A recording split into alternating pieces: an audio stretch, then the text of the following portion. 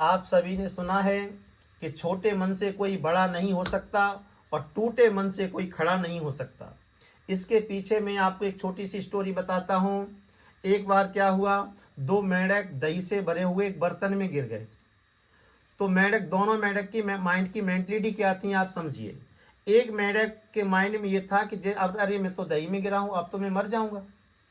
तो जो जिस माइंड की नेगेटिव थिंकिंग थी, तो उसने सोच रखा था कि मैं अभी दही में गिरा हूँ, इस साइंटिफिक रीजन है कि तो अभी मैं मर जाऊंगा। तो उसकी सोच पहले से ही थी कि मैं अब जल्दी से अभी मरने वाला हूँ। और वो मेंढक जो पहले वाला था, वो थोड़ी देर सोचता है और कि मैं मरने वाला हूँ, और वो थोड़ी देर में मर भी जाता है।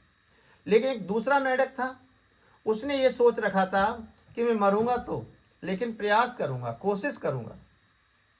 तो वो मेंढक जो दूसरा था, वो अपने पैर उसमें बार बार चलाता है और इतने स्पीड से चलाना स्टार्ट करता है, बार बार चलाता रहता है।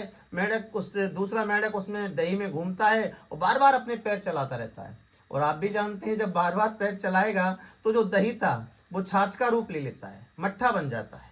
जैसे ही छाछ का रूप लेता है तो उसके ऊपर कौन आता है, मक्खन आता है।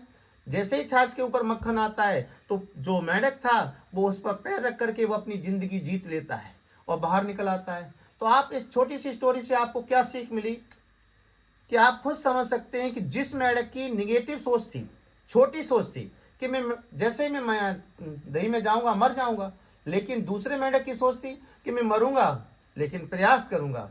तो आप समझिए, जिसने प्रयास किया है, जिसने कठिन मेहनत की है, तो उसको सक्सेस 100% अचीव होगी। Success is at the top.